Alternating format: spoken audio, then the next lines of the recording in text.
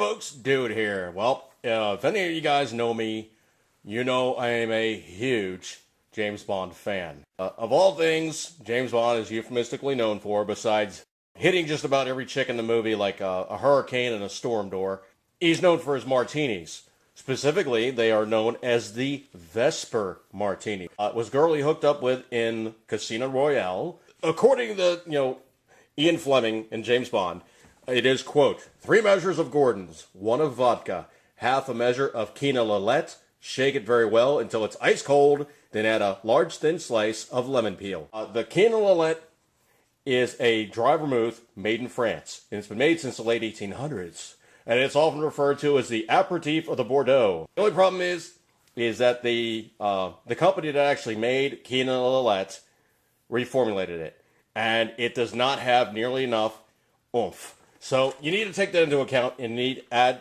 some Angostura aromatic bitters, which is, it's got a little alcohol in its own, but it is a flavored unit that you put into a drink to give that extra little nuance. Of that, I'm going to be using Smirnoff vodka, which is, it's pretty neutral stuff. I mean, they usually say you should be using like a deeper body flavored one like Absolute. I hate Absolute. I could be using something along the lines of, Grey Goose. Only problem is a bottle about that size is like 30 bones. This is like about 15 or 16 bucks. As much as I love Grey Goose, ouch. It is very, very French, very, very not cheap, and very, very good. So I don't drink it in just a martini. I could, but I'm simply going to use the cheap stuff just to show you guys it can be done. Now, you also have to have the instance of using gin. They say Gordon's. Gordon's is a dry gin. The dirty little secret is gin starts out as vodka or a neutral spirit. They put some berries in there, some spices in there, and they basically want to make it taste like gin. Those who are not Britons probably don't get it. Now, the nice thing is the vermouth, and I actually use a Rosso vermouth, which is red in Italian. So it is an Italian vermouth, red in color, and it's like $6 for the bottle. It's really, really cheap. You don't need a lot of it, and it's needed for a martini. So I'm going to break off on this one, and we'll mix this thing up and come up with a recipe and give it a test taste. I have made this before, folks. Trust me, I'm a professional. It has 3 measures of Gordon's gin. In this case, I'm just going to use a tablespoon. So 3 teaspoons to a tablespoon. That's your math. So essentially, 3 tablespoons of gin. So now you got to remember, when you're mixing, just like when you're cooking, being sloppy and a little bit of overage always makes it better. So that is 3 measures of gin. To that, we will add 1 measure of vodka. And remember, when you're being a little messy, it makes it better. So, 1 measure, oops, a little too much. Then they say a half a measure of KINA LILLET, which, of course, unfortunately, is not available. But half a measure of 1 tablespoon is going to be a teaspoon and a half. Now, remember, I told you this stuff is red, okay? So it's not correct. KINA LILLET is not red. But for our purposes, we're just simply going to have a pink-tinted martini. Not a deal breaker. So that is 1 teaspoon and a half.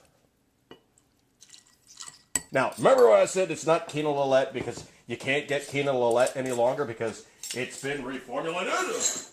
You got to take that into account. Now, how do you take that into account? They say essentially a couple dashes of this aromatic bitter will fix the issue. So, bink, bink, bink, bink, couple dashes. That's all you need. Couple drops. And now it is over ice, and euphemistically, James Bond never says stirred. He always says shaken. And the reason being is they're trying to do something called bruising the gin. So, since we don't have a shaker, unfortunately, I am not a bartender. I'm going to have to fake it. And now I got to tell you, folks, right off the bat, this stuff smells amazing. I mean, even if you're not a martini drinker, I threw this at a guy who wasn't a martini drinker, and he tried it, and he's like, oh, wow, this stuff's really good. But you want to get it very, very, very cold. So, back and forth a few times with crushed ice. Some of the ice is going to melt, but that isn't a deal breaker. Now, we have ourselves a little server. And let me move the cooking ingredients out of the way because I'm actually cooking a couple burgers. How do you get the stuff out without getting all the ice? Very simple. Or you could cheat probably a little better.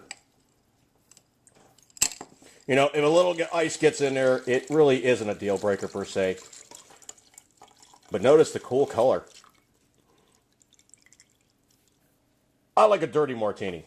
So the case on that one is, besides putting a couple of olives in there, you add a little juice to there. And that, my friends, is a dirty martini.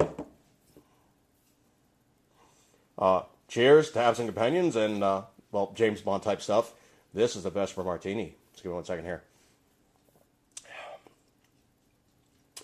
You would think with a couple of, like, really strong spirits in there, it'd be just like take the top of your head off.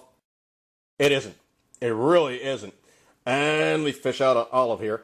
Because the trick is, when you're drinking a martini, you wish to have the salt, the brine, and that wonderful olive flavor at the same time. So, just give me 1 second here. Oh. Chew the olive and take a sip. Yum. If you guys want this recipe, I'll kick it out to you. It's pretty easy to find it on the internet. And obviously somebody spilled some vermouth on there. Oops. But the Vesper Martini, folks. There it is. It's not rocket science. And man, it is a superlatively amazing martini. In my own experience, it is definitely one that I'm going to keep making. Good times. I'm going to break off on this one, folks. Eat good. Keep the 10 rings. Always. James Bond goodness. Vesper Martini. Good times. See you guys.